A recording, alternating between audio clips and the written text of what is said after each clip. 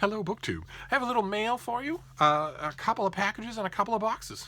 That sounds like fun. Yes. So we'll start with this first one. This first one it's one of these blue packages. Those are kind of strange. They're common for YA, for sending out YA review copies, but they're not at all common for adult stuff. I usually don't get them. So let's see. This could be something off the beaten track. Let's see what this first one is. Okay, this is from Erewhon Books. What are they? Are they science fiction? This is S.A. Jones's book, The Fortress.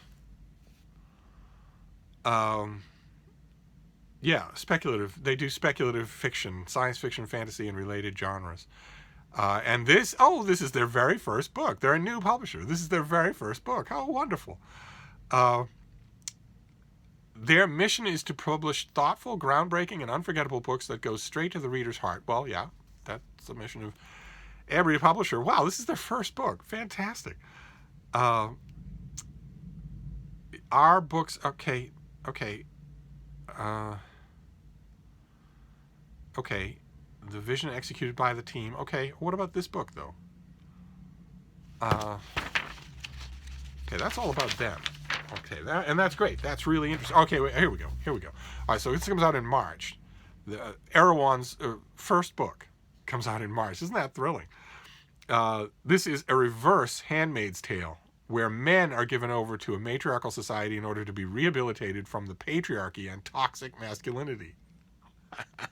This book interrogates questions of power, consent, privilege, and asks if change is truly possible. Hence, we have the man on the cover. I didn't even notice that at first. He's curled up. Jonathan Bridge has a corner office in the top-tier law firm, tailored suits, and an impeccable pedigree. He has a fascinating wife, a child on the way, and a string of pretty young interns as lovers on the side. He's a man who's going places. His world is our world. The same chaos and sprawl, haves and have-nots, men and women, skyscrapers and billboards. But it also exists alongside a vast, self-sustaining city-state called the Fortress, where the indigenous inhabitants, the Vake, a society run and populated exclusively by women, live in isolation. When his wife discovers his indiscretions and the ugly sexual violence pervading his firm, she agrees to continue their fractured marriage only on the condition that Jonathan voluntarily offers himself to the Fortress as a supplicant and stays there for a year. His arrival at the Fortress begins with a recitation of the conditions of his stay. He is forbidden to ask questions, to raise his hand in anger, or to refuse sex.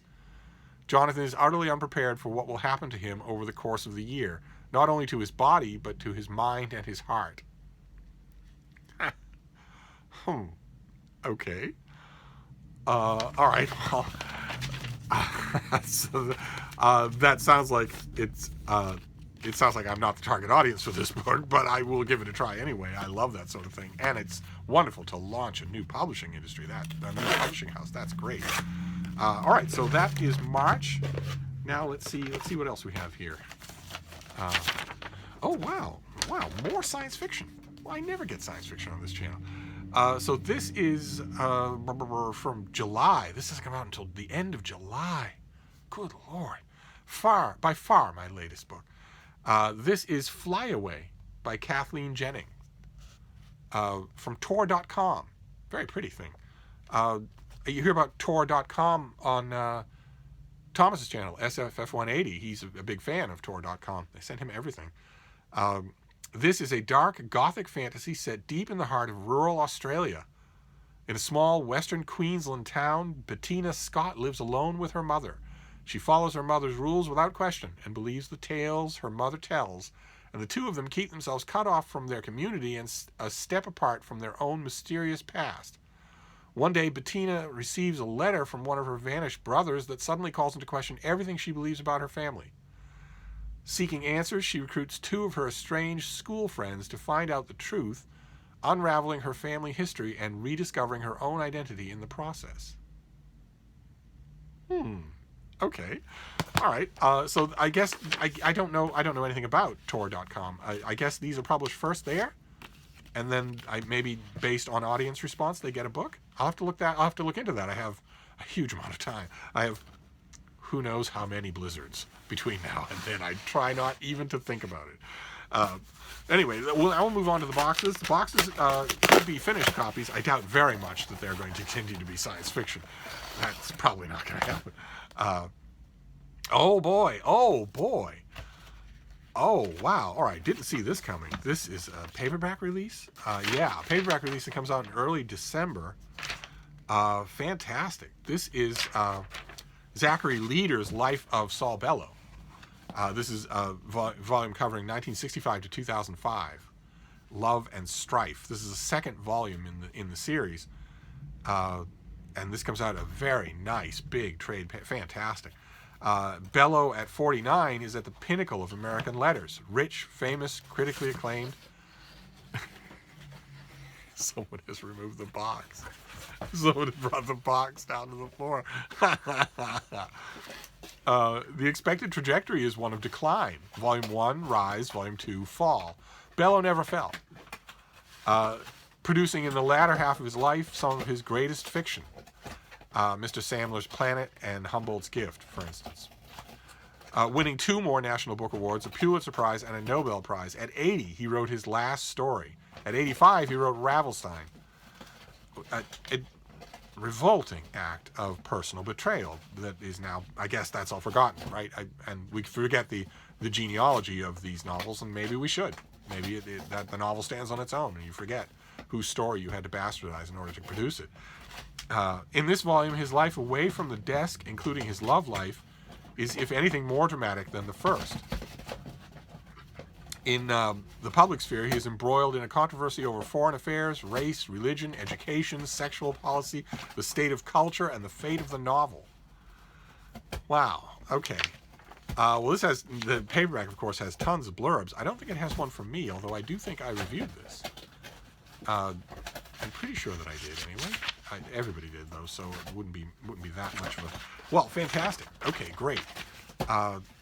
So this now has a very nice, you can't really tell, but it's a nice, heavy, well-made, textured trade paperback.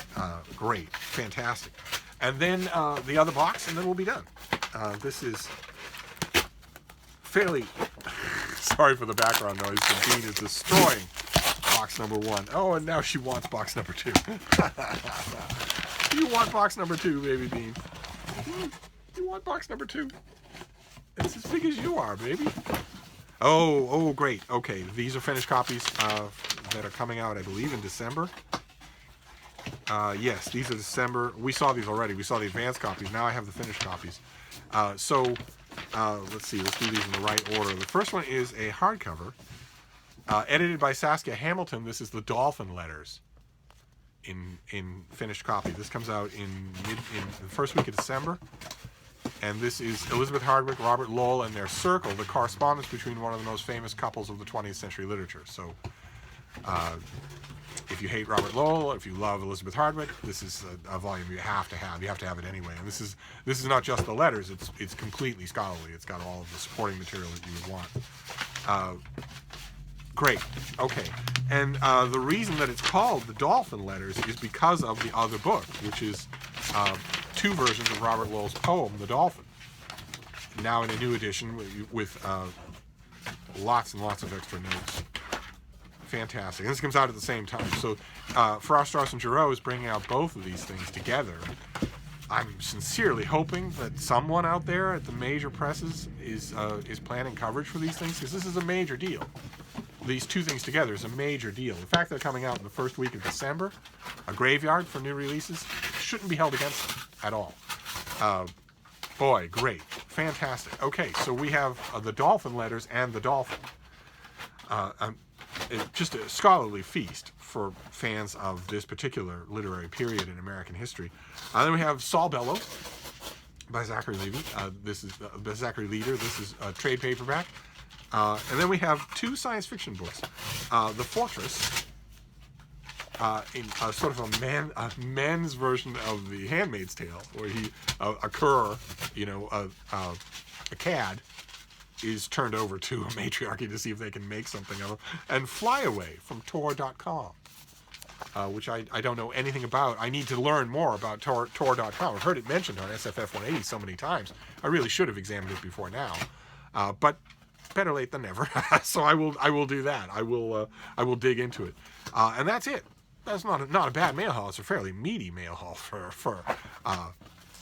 the morning here. So I'm gonna clean up after the bean, but I'll be back. Thank you, BookTube.